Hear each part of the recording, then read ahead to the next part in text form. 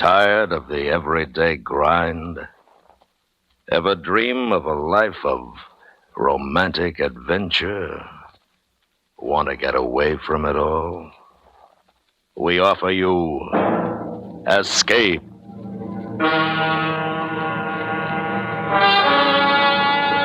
Escape, designed to free you from the four walls of today for a half hour of high adventure.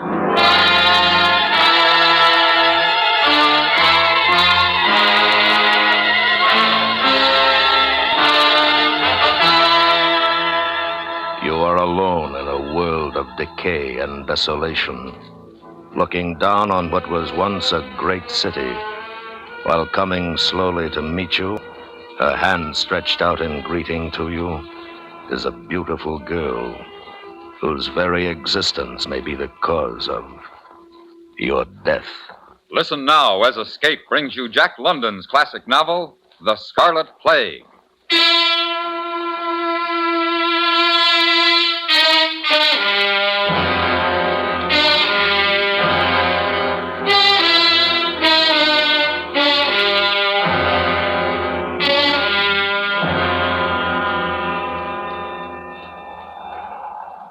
I am recording this only for myself, for my own sanity. Perhaps even from some age-old sense of duty, for I have not the slightest hope that it will ever be heard by any living human being. I was at one time a professor of English literature in the great university at San Francisco. Professor James Smith, a man who believed in reason and intellect, and who abhorred the instincts of animal nature. But that was before the terror and the madness of the Scarlet Plague. This morning I killed a sheep with my bare hands. Then, squatting on the ground, I tore a haunch from my prey and ate it raw.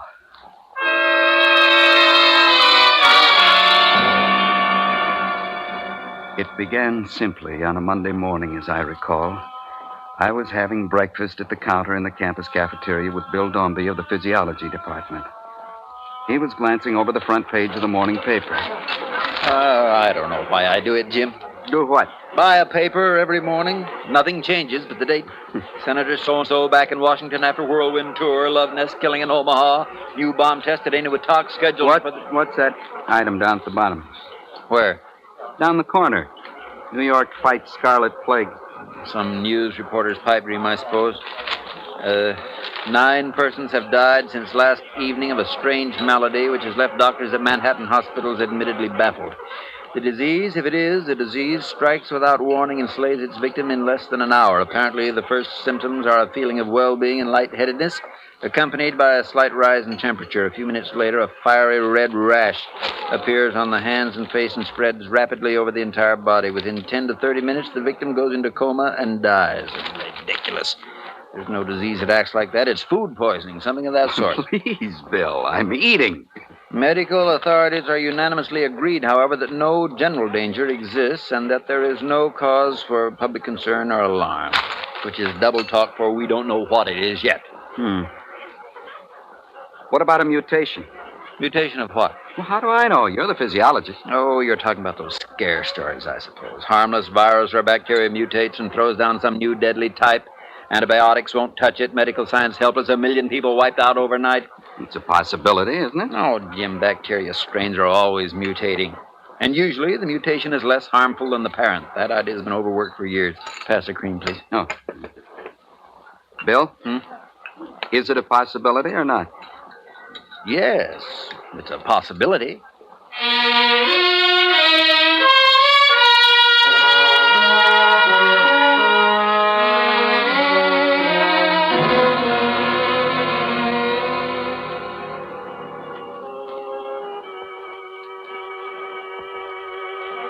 Hey, you're stalling, Jim.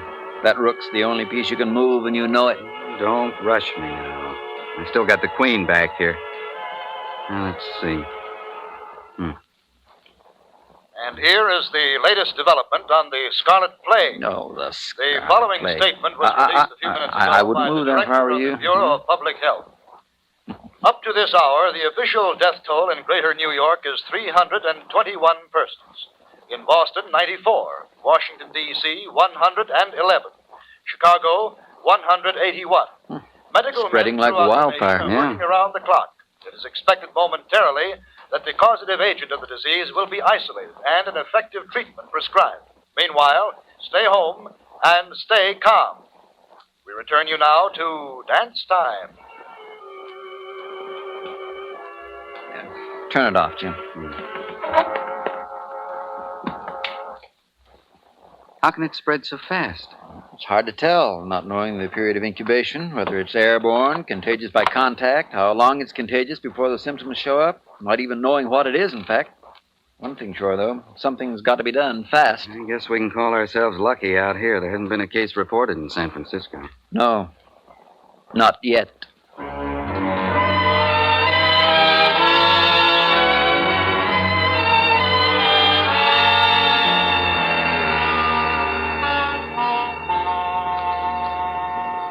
When all the breathers of this world are dead, you still shall live. Such virtue hath my pen, where breath most breathes, even in the mouths of men. Now, I did not choose this particular sonnet because of possible contemporary suitability, but because it does, I think, best keynote the transitional phase that later appears in the philosophies and the poetic... Is something wrong back there? Mrs. Smith! Yes, what's the trouble, Miss Baxter? Please! It's the Scarlet Plague! Oh, now wait. Morley, Everett, wait and give me a hand here.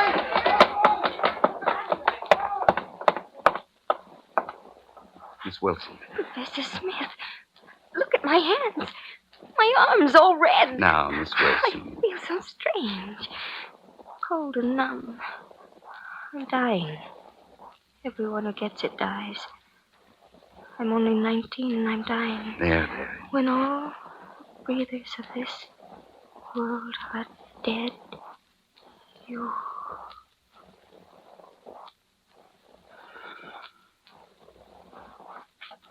Now it's in San Francisco.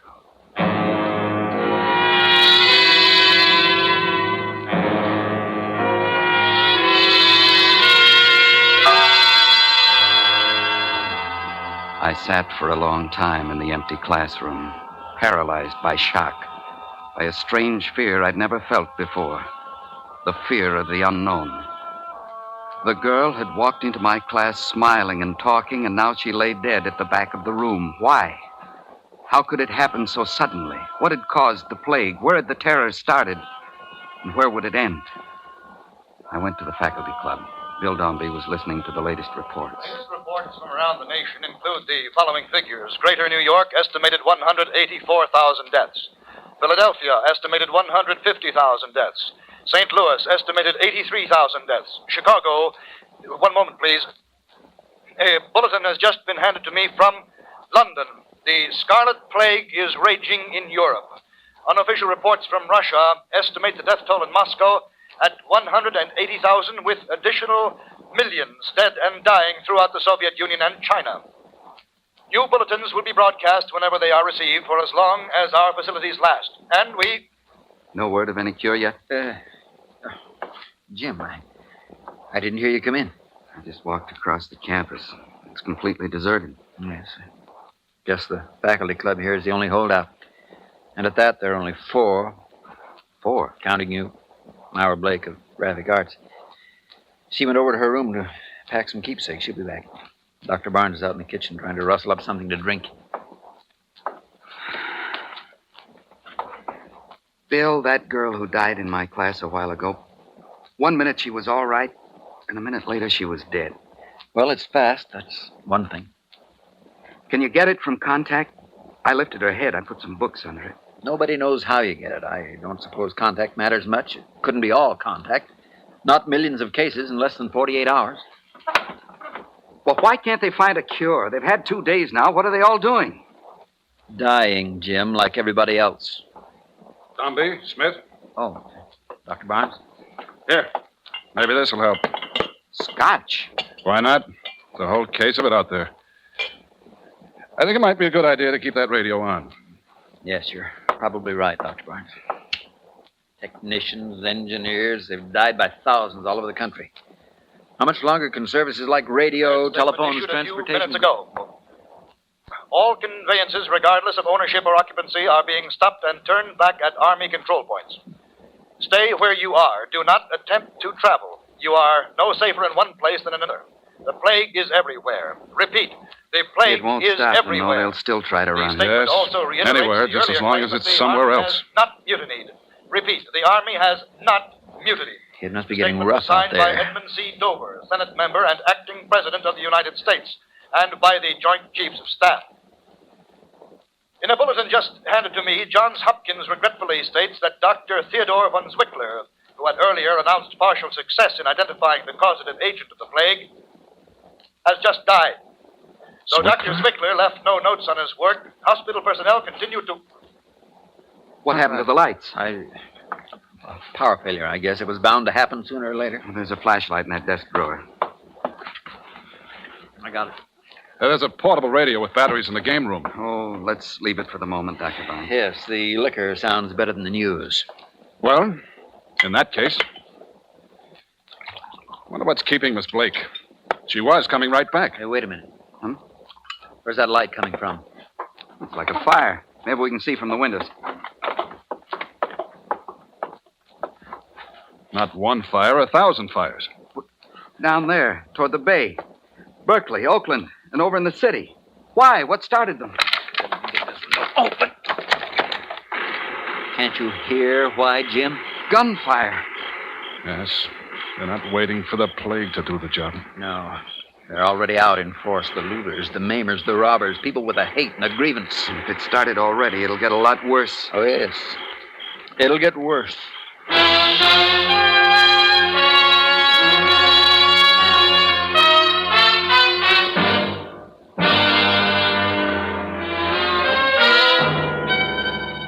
You are listening to The Scarlet Plague, tonight's presentation on Escape. Sunday afternoon, CBS Radio will bring you another of its successful on-the-scene reports gathered by its feature project team.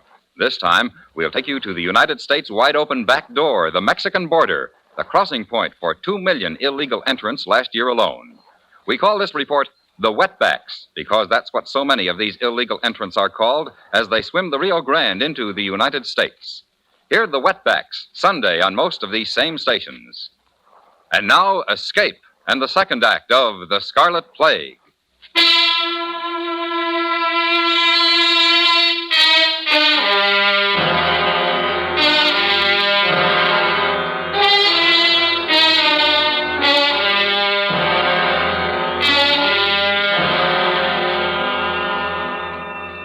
We stood at the window of the faculty club, looking out across the campus, down over the hills toward the bay, where fires lit up the growing night, and where even fiercer fires of greed and lust and hate burned in hearts that were beating their last hours or even seconds of life in this world. For a world was dying at our feet, and though we had so far been spared, we knew we too were dying with it. Contact is still being maintained with Buenos Aires, and since London Overseas went silent a few minutes ago, this is now our only contact outside continental North America. It makes you know you're We alone. are at present able Really to maintain alone. contact Yes, it with does. only 2 stations in this country, Washington and Chicago. The West Coast has been silent for some 30 minutes, and we do not know whether we are being heard there at this time. Oh, this is unbelievable. At A the moment, crazy we are waiting dream. for word It from can't Washington be happening. naming the new president of the United States to replace Edmund C. Dover, who died on the Senate platform while attempting to conduct... Yeah. What's the use? Well, are we still agreed on leaving? We must. If by some miracle we do survive, we'll be out of food here in 3 days. And tonight may be the last chance to find any. They're probably looting every store in the Bay Area. Grocery stores, liquor stores, jewelers, fur shops. More the reason to get started now, then. Right. If we can make 3 or 4 trips with the station wagon tonight, we ought to be set here for quite a while. What about those pistols, Dr. Barnes? You said there were a couple in the safe. Yes, I'll get them. It's funny how things are changing. He was chancellor of this university. Now he's foraging for food. Yes, well, I'll gas up the station wagon and get it over here so we can... Is anybody here? Well, Jim, turn that flashlight on the door. Myra. Jim, thank heaven you're still here. Oh, Dr. Barnes was worried about you, Myra. He just went into the other room. I'll tell him you're here. All right, Jim. I was afraid there might not be anybody here. I was hurrying to get back, and I caught my heel on the edge of the walk and fell. I think I hit my head. Tripped and fell, the whole world dying, and you trip and fall. I guess it is funny. Myra? Bill. What is it? What's wrong? Dr. Barnes is lying just outside. Dead. Plague? Yes. But he got the pistols. Thanks. Do you know how to use one of these, Jim? In a general way. Well, we'd better get started, Bill. We shouldn't be too long, Myra. You're not going to leave me here alone. Well, she's right, Jim. I wouldn't want to be left alone either. All right. Let's go.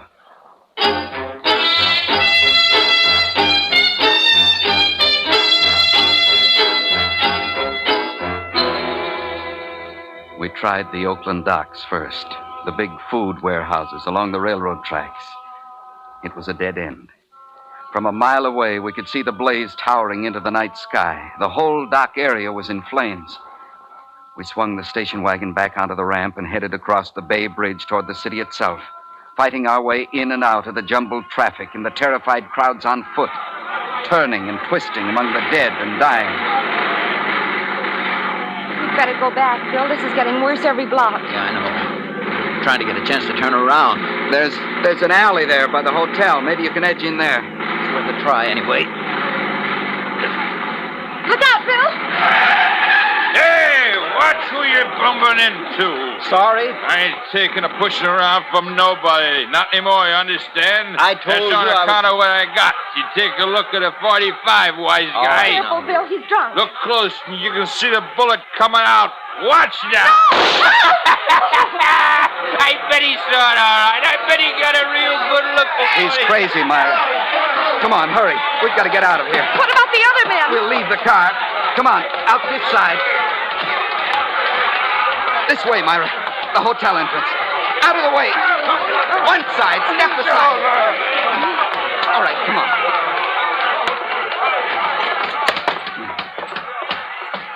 What can we do, Jim? They saw us come in. They'll be after us any second. The stairway there, next to the elevators. Hurry, Myra.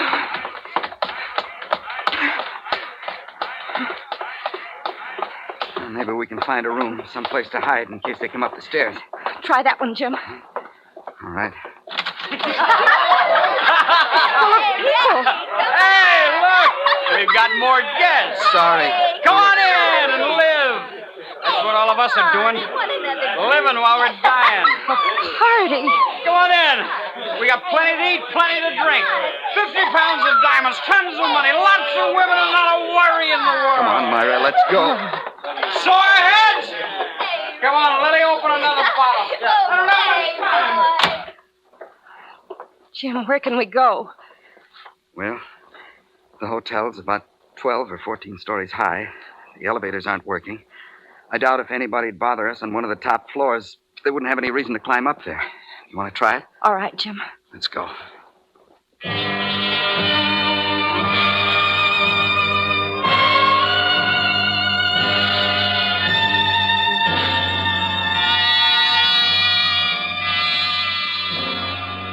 For 5 days, we stayed on the top floor of the hotel, and no one came up to bother us. Twice, with pistol in hand, I left Myra in the room and slipped down into the streets to forage for food and supplies.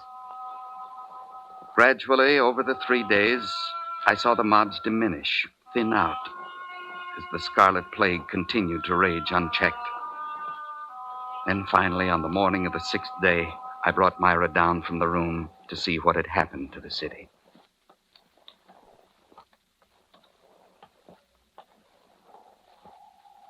There's not a person in sight, Jim. No one but us. Not another living soul as far as you can see. Listen. There's not a sound. A dead world. But there must be others, Jim. Not just us. They're hiding. We'll take a car and drive and look for them. There must be others. But she was wrong. We drove for 100 miles. all over the city and the countryside around it. And when we finally stopped on a hill above the bay, we knew that there was not another living soul in the whole city. We were the only human beings left alive in San Francisco. And most likely the only ones in the entire world. But why, Jim? Why us and no one else? I don't know why. I don't know why any of this. It's just too vast to begin to comprehend. But we're alive. That's the only thing that's certain. We're both alive. To be alone, to be the only living human in the world, would mean terror. Absolute terror and insanity. I feel guilty somehow. Being alive when everyone else is dead. There can't be any guilt when you don't have a choice. It was nothing we did. And besides, Myra, don't you see what it means? Since we've been spared, mankind itself has been spared, and civilization. We'll have children. We'll teach them. See that they remember and pass on the greatness of the past. Yes. Oh, yes. Together. Together we can do it. We can give mankind another chance. You and I, Myra. We can keep it from being lost forever. Together, everything is different. There's a new hope, something to live for and work for. And we... What's wrong, Jim? Myra. What? Your face. It's turning scarlet.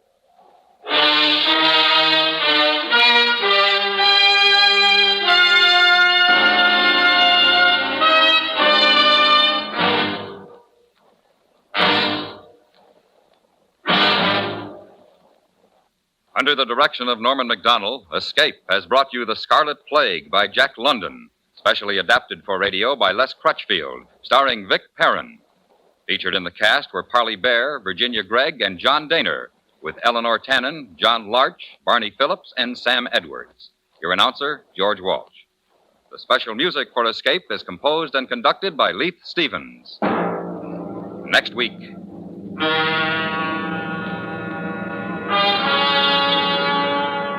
You are standing in the bedroom of an English inn, the sound of revelry coming faintly up the stairs. While in the shadows across the room from you, the gun in his hand already aimed at you, is an enemy agent whose success depends upon your death. So listen next week when Escape brings you Ben Wright's story, Affair at Mandrake.